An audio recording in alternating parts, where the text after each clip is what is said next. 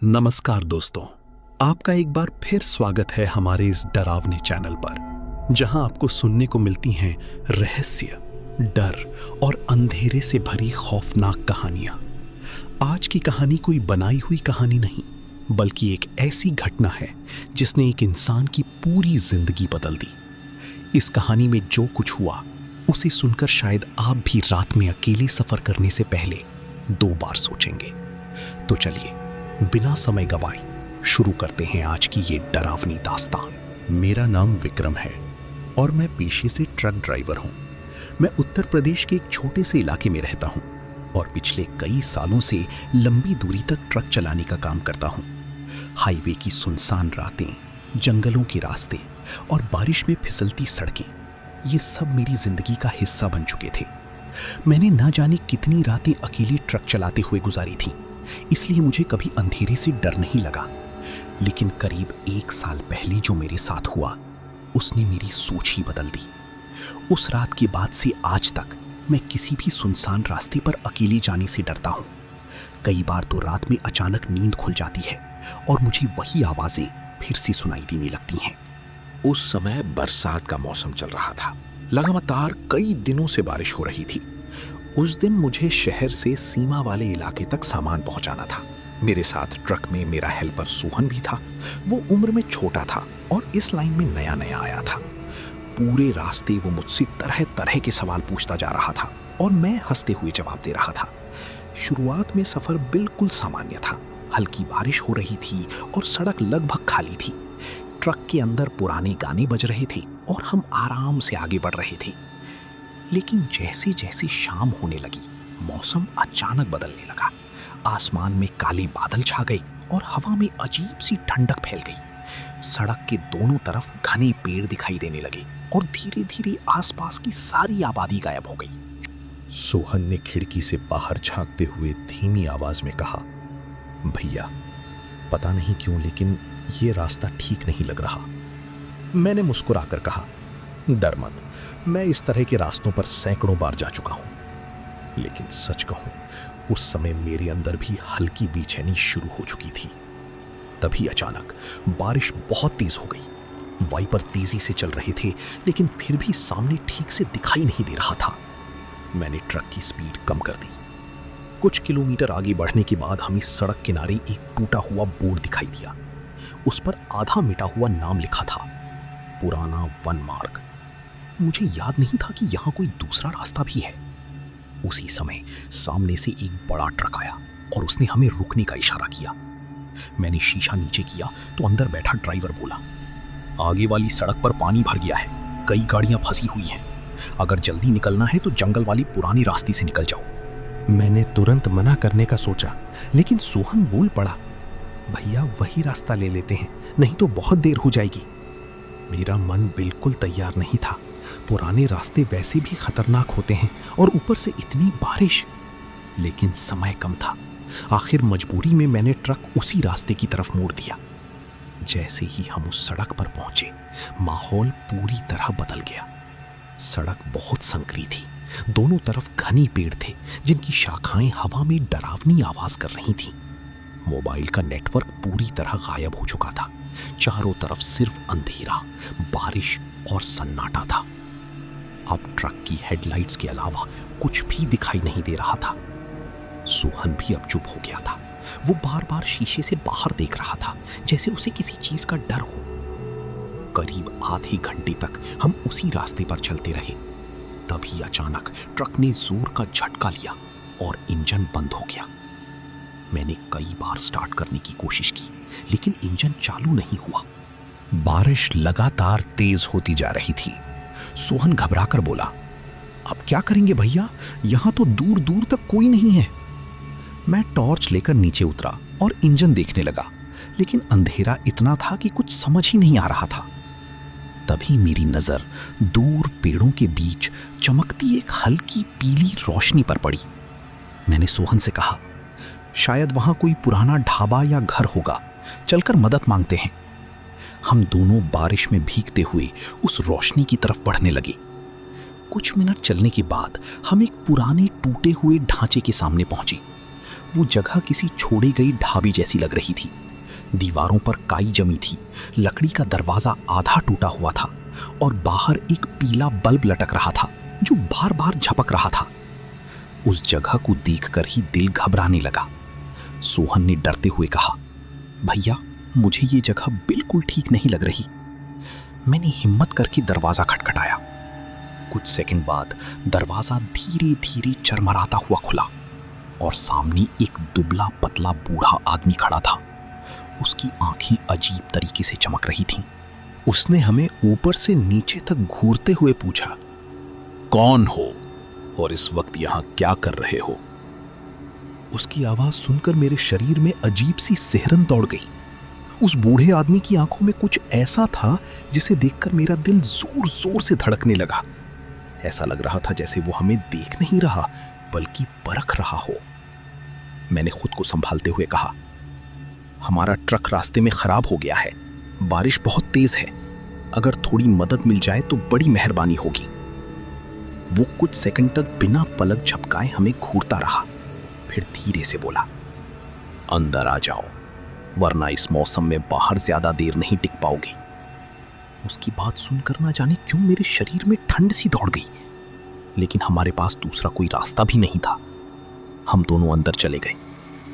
जैसे ही मैं उस जगह के अंदर पहुंचा, एक तेज सीलन और सड़ी हुई गंध नाक में घुस गई। ऐसा लग रहा था जैसे वो जगह कई सालों से बंद पड़ी हो। दीवारें गंदी थीं, जगह जगह काले धब्बे बने हुए थे और छत से पानी टपक रहा था। कमरे के बीचों बीच एक पुरानी लकड़ी की मेज रखी थी जिस पर धूल जमी हुई थी। कोने में एक लालटेन धीमी रोशनी दे रही थी। वो बूढ़ा आदमी धीरे धीरे चलते हुए अंदर गया और बोला, बैठो मैं चाय लाता हूं। जैसे ही वो अंदर गया, सोहन तुरंत मेरे पास आकर फुसफुसाया, भैया मुझे यहां बहुत डर लग रहा है, चलो वापस ट्रक में चलते हैं। मैंने धीमी आवाज में कहा, पागल मत बन, बाहर जंगल है और बारिश भी, थोड़ी देर रुकते हैं। लेकिन सच तो ये था कि मेरे अंदर भी डर बैठ चुका था। कुछ देर बाद वो बूढ़ा 2 पुराने कपों में चाय लेकर आया। उसने कप हमारे सामने रखते हुए अजीब मुस्कान के साथ कहा, रात काफी लंबी है, गरम चाय पी लो। उसकी मुस्कान देखकर मेरा मन और बेचैन हो गया। मैंने कप हाथ में लिया। चाय से अजीब सी गंध आ रही थी, स्वाद भी कुछ अलग था, लेकिन ठंड इतनी ज्यादा थी कि हमने ज्यादा सोचे बिना चाय पी ली। चाय पीने की कुछ मिनट बाद ही मुझे शरीर भारी लगने लगा, आंखें बोझिल होने लगी। सोहन भी धीरे धीरे सुस्त पड़ने लगा। वो बोला, भैया पता नहीं क्यों बहुत नींद आ रही है। मेरे सिर में भी हल्का चक्कर शुरू हो चुका था। तभी बूढ़ा आदमी बोला, पीछे एक कमरा है, जाकर आराम कर लो, सुबह बारिश रुक जाएगी। उस समय हमारी हालत ऐसी थी कि मना करने की ताकत भी नहीं बची थी। हम दोनों पीछे वाले कमरे में चले गए। कमरा बेहद गंदा था, फर्श पर मिट्टी और पुराने निशान बने हुए थे। एक टूटी हुई चारपाई पड़ी थी और दीवारों पर अजीब खरोंचें बनी थी। मैं जैसे ही बैठा, आंखें अपने आप बंद होने लगी।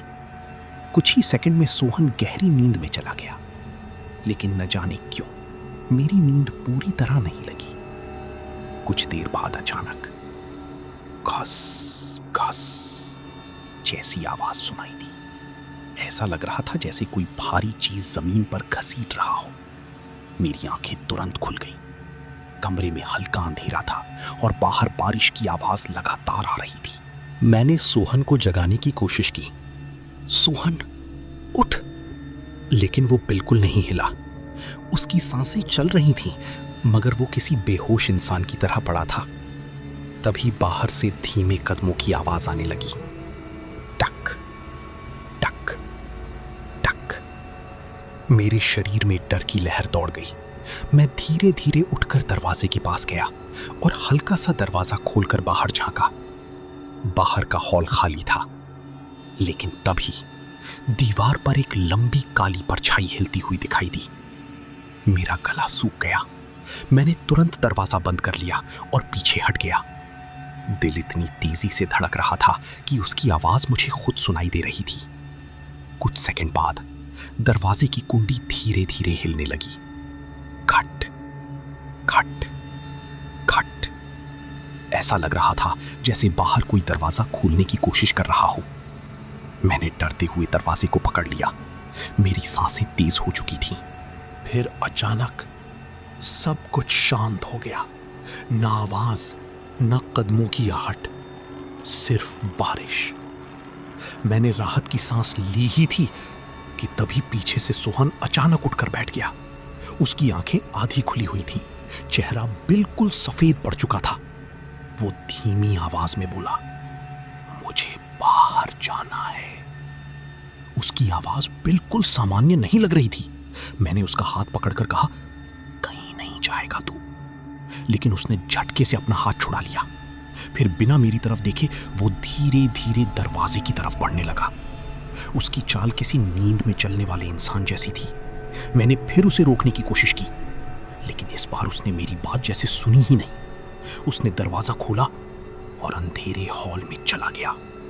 सोहन, रुक! मैं तुरंत उसके पीछे भागा। लेकिन जैसे ही मैं दरवाजे तक पहुंचा, धड़ाम! पूरा दरवाजा अपने आप बंद हो गया। मैं जोर से डर गया।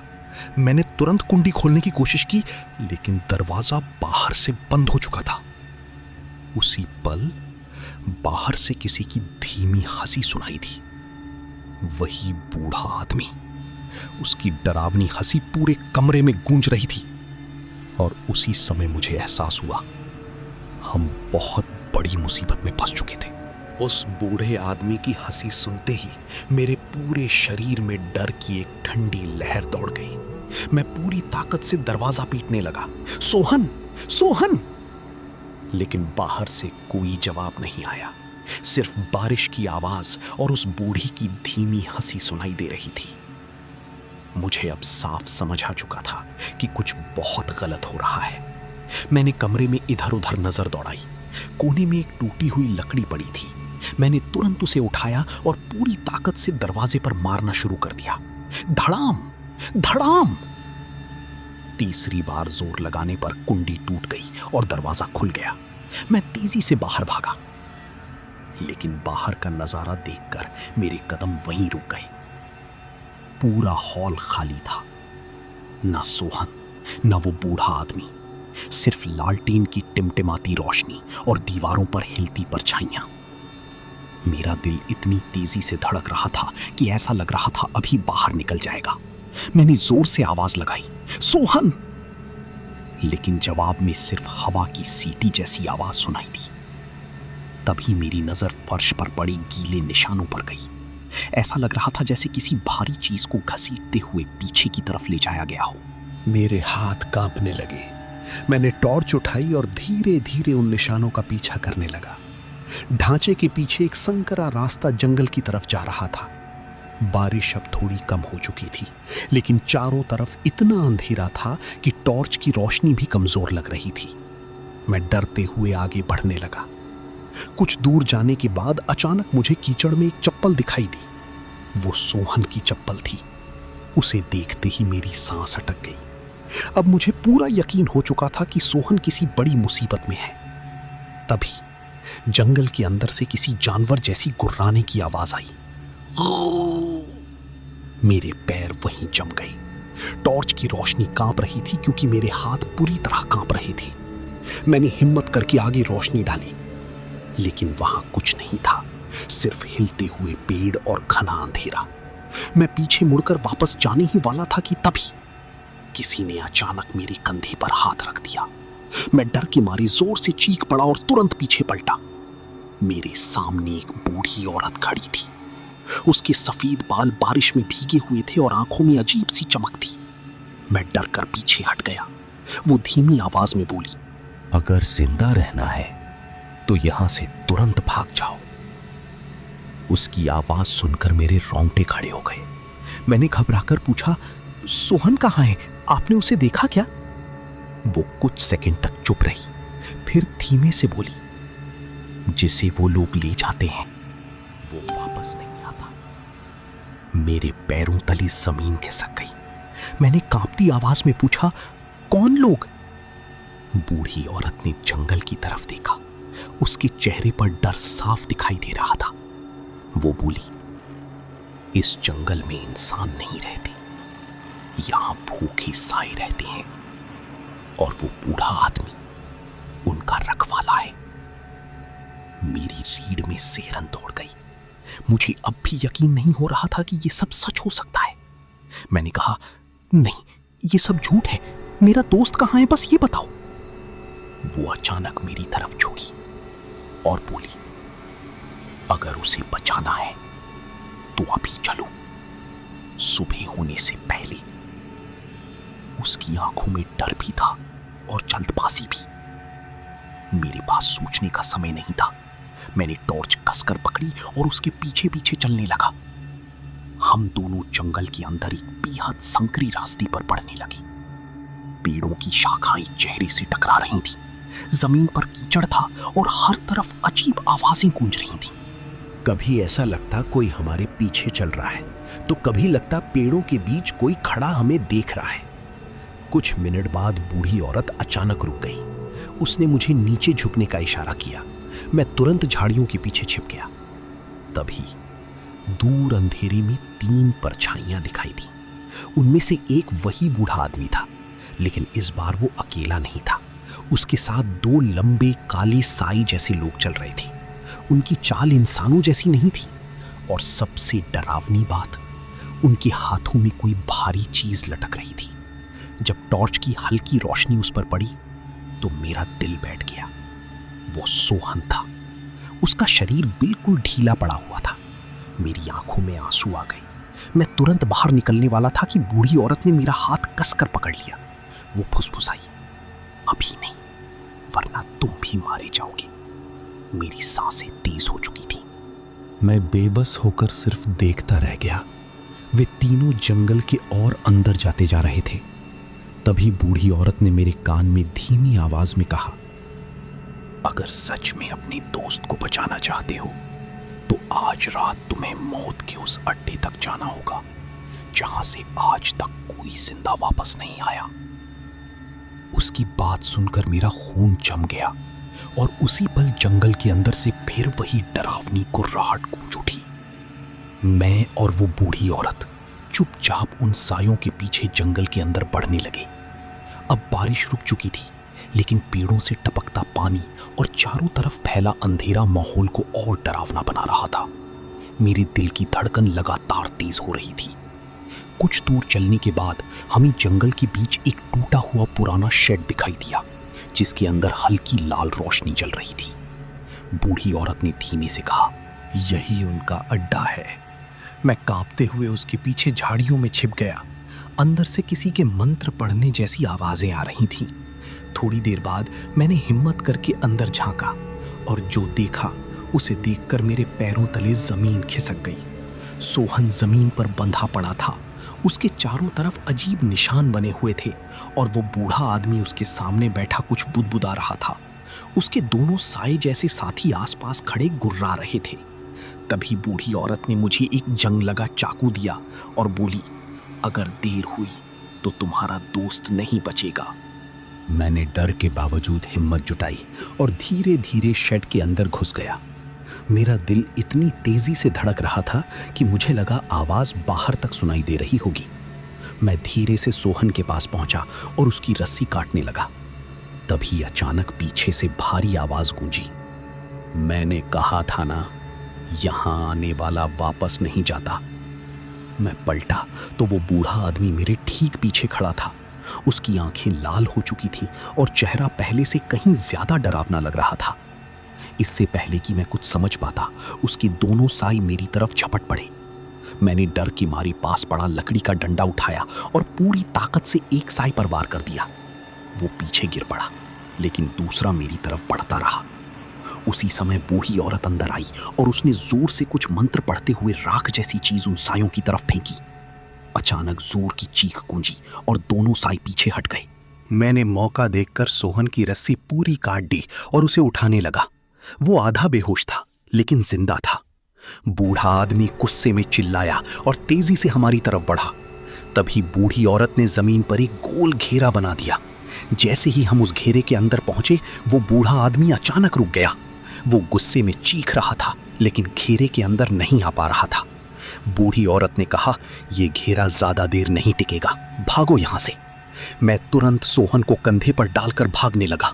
पीछे से चीखें और गुर्राहट लगातार सुनाई दे रही थीं। हम तीनों किसी तरह जंगल से बाहर की तरफ दौड़ते रहे। काफी देर बाद दूर सड़क पर एक ट्रक की हेडलाइट दिखाई दी। उस रोशनी को देखकर ऐसा लगा जैसे मौत के अंधेरे से बाहर निकल आए हों। हम सड़क तक पहुंचे और पीछे मुड़कर देखा, लेकिन वहां कोई नहीं था। जंगल फिर से शांत हो चुका था। मैंने बूढ़ी औरत को धन्यवाद कहना चाहा, लेकिन वो वहां नहीं थी। वो अचानक गायब हो चुकी थी। अगले दिन गांव वालों की मदद से हम अपना ट्रक लेकर वहां से निकल गए। सोहन ने कुछ दिनों बाद ये काम छोड़ दिया और अपने गांव वापस चला गया। लेकिन आज भी जब कभी रात में किसी सुनसान जंगल वाले रास्ते से गुजरता हूं, तो मुझे वही लाल आंखें और वो डरावनी आवाज याद आ जाती है। उस रात के बाद मैंने एक बात समझ ली, हर शॉर्टकट मंजिल तक नहीं पहुंचाता। कुछ रास्ते सीधे मौत की तरफ भी जाते हैं। डिस्क्लेमर: ये कहानी केवल मनोरंजन के उद्देश्य से बनाई गई है। कहानी में दिखाए गए सभी पात्र, स्थान और घटनाएं काल्पनिक हैं। इसका उद्देश्य किसी व्यक्ति, धर्म, समुदाय या स्थान की भावनाओं को ठेस पहुंचाना नहीं है। कृपया इस कहानी को सिर्फ एक हॉरर एंटरटेनमेंट वीडियो के रूप में देखें। अगर आपको ये डरावनी कहानी पसंद आई हो तो वीडियो को लाइक ज़रूर करें, अपने दोस्तों के साथ शेयर करें और ऐसे ही नई नई खौफनाक कहानियां सुनने के लिए हमारे चैनल को सब्सक्राइब करना बिल्कुल ना भूलें। साथ ही बेल आइकन दबा दें ताकि आने वाली हर नई हॉरर स्टोरी सबसे पहले आप तक पहुंचे।